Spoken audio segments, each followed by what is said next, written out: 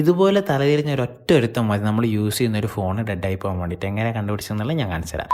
ഇന്ന് നമുക്ക് കിട്ടിയിരിക്കുന്നത് നത്തിങ് ഫോൺ 1. കംപ്ലൈൻറ്റ് എന്ന് പറയുന്ന സമയത്ത് ഫുള്ളി ഡെഡായിട്ട് പൂനെന്ന് നമ്മൾ വീഡിയോസൊക്കെ കണ്ടിട്ട് DTDC വഴി കൊറിയർ അയച്ചൊരു ഡിവൈസാണ്. അയച്ചു നോക്കുന്ന സമയത്ത് ഇത് ഓൾറെഡി ഓപ്പൺ ചെയ്തിട്ടുണ്ട്, പക്ഷേ ബോർഡിൽ യാതൊരുവിധ സർവീസോ കാര്യങ്ങളോ ചെയ്തിട്ടില്ല. നമ്മൾ മൾട്ടിമീറ്റർ വെച്ചിട്ട് ബാറ്ററി കൺട്രോൾ ചെക്ക് ചെയ്തപ്പം ഷോട്ടോ കാര്യങ്ങളോ കാണിക്കുന്നില്ല. പക്ഷേ ഇതിനൊരു കോമൺ ആയിട്ടൊരു ഇഷ്യൂ വരാറുണ്ട്. അതായത് ഈ ക്യാമറൻ്റെ ഈ ഒരു സെക്ഷനിൽ വരുന്ന കുറച്ച് കമ്പോണൻ്റ് ഉണ്ട്, അവിടെ നമുക്ക് ഇതേപോലെ ഷോർട്ടായിട്ട് കാണിക്കാറുണ്ട്. ഈ 2 കപ്പാസിറ്ററാണ് ഷോർട്ട് കാണിക്കുക. ഒന്നെങ്കിൽ അമ്മയാളത്തെ കപ്പാസിറ്റർ, താഴത്തെ കപ്പാസിറ്റർ. ഇത് നേരെ പോകുന്നത് പവർ ICയിലേക്കാണ്. അതുകൊണ്ട് നമ്മളിത് നേരെ കണ്ടുപിടിക്കാൻ വേണ്ടിയിട്ട് നമ്മൾ ജസ്റ്റ് റോസിൻ ഫ്ലക്സ് കാര്യങ്ങൾ അപ്ലൈ ചെയ്തതിനു ശേഷം ആ ഷോർട്ടിലൊരു കപ്പാസിറ്ററിലേക്ക് വോൾട്ടേജ് ഇഞ്ചെക്ട് ചെയ്തപ്പം ഇതേപോലൊരു സംഭവം നമുക്ക് അവിടെ മെൽറ്റ് ആയിട്ടുണ്ട്. ആ മെൽറ്റായ കപ്പാസിറ്റർ നമ്മൾ എന്ത് ചെയ്യുക, ഒരു ബ്ലേഡ് വെച്ചിട്ടോ അല്ലാന്നുണ്ടെങ്കിൽ ട്യൂസർ വെച്ചിട്ടോ ജസ്റ്റ് തൊട്ട് കഴിഞ്ഞാൽ തന്നെ നമുക്ക് ആ സാധനം ഓപ്പൺ ആയിട്ടെങ്കിൽ പോരും.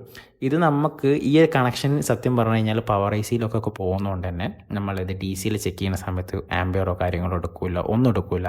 അതുപോലെ തന്നെ ഷോർട്ട് കാണിക്കില്ല. അങ്ങനെ ഓരോ ഡിവൈസും ഓരോ രീതിയിലാണ്. ഇതിപ്പോൾ ഞാൻ കണക്ഷൻസ് ചെക്ക് ചെയ്ത് കണക്ഷൻസ് പക്ക ഓക്കെ ആണ് എന്ന് കൺഫേം, അതായത് ഷോർട്ട് അവിടെ ക്ലിയർ ആയെന്ന് കൺഫേം ആയപ്പം നമ്മൾ അതേ സെയിം സെക്ഷനിൽ നമ്മൾ വേറൊരു കമ്പോണൻറ്റ്, ആ സെയിം സൈസിലൊരു കമ്പോണൻറ്റ് കപ്പാസിറ്ററിനെ നമ്മളവിടെ റീഫിക്സ് ചെയ്തിട്ടുണ്ട്. റീഫിക്സ് ചെയ്യുന്നതാണ് ഏറ്റവും നല്ലത്. കാരണം വെച്ചിട്ടുണ്ടെങ്കിൽ പിന്നീട് ഇതേപോലെ ഒരു കംപ്ലയിൻറ്റ് വരുന്ന സമയത്ത് ഒരു ഫിൽറ്ററിങ് പോലത്തെ ഒരു സംഭവമാണല്ലോ. അപ്പോൾ ഇൻ കേസിന് ആ സെക്ഷനിൽ വീണ്ടും ഇതേ കംപ്ലയിൻറ്റ് വരുമ്പം അത് അവിടെ താങ്ങി നിർത്താൻ വേണ്ടിയിട്ട് ഒരു കപ്പാസിറ്റർ എന്തായാലും അവിടെ വേണം. ഓക്കെ, അവിടെ നമ്മളവിടെ മാറ്റി കൊടുത്തിട്ടുണ്ട്.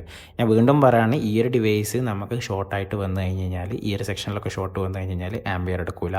DCയിൽ 0 ആംബിയർ ആയിരിക്കും. റീഡിങ്ങോ കാര്യങ്ങളോ ഒന്നും എടുക്കില്ല. പക്ഷേ ബാറ്ററി കൺട്രോളാണെന്നുണ്ടെങ്കിൽ ഷോർട്ട് ഇട്ട് കാണിക്കുകയില്ല. ഇത് ഒരുപാട് ആൾക്കാർക്ക് കിട്ടിയിട്ടുണ്ടാവും. പലതും പല രീതിയിലാണ്, പല ഫോണും പല രീതിയിലുള്ള പല കംപ്ലയിൻറ്റുകളാണ് വരല്. ഇത് നമുക്ക് കോമൺ ആയിട്ട് കിട്ടുന്നത് കൊണ്ടാണ് പെട്ടെന്ന് തന്നെ നമുക്ക് കണ്ടുപിടിക്കാൻ പറ്റിയത്. ഓക്കെ, എല്ലാം ഒരുപോലെ അല്ല എന്ന് ഞാൻ വീണ്ടും പറയാണ്.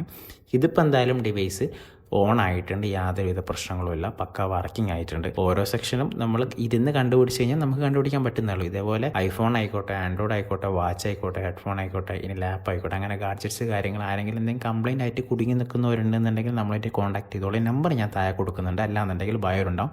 വീഡിയോ ഉപകാരപ്പെടുന്ന വിചാരിക്കുന്നു, അല്ലെങ്കിൽ ഇഷ്ടപ്പെടുന്ന വിചാരിക്കുന്നു. ഇവിടെ ഇഷ്ടപ്പെട്ട ലൈക്ക് ചെയ്ത് ഷെയർ ചെയ്തിട്ട് ഫോളോ ചെയ്തിട്ട് സപ്പോർട്ട് ചെയ്യാം.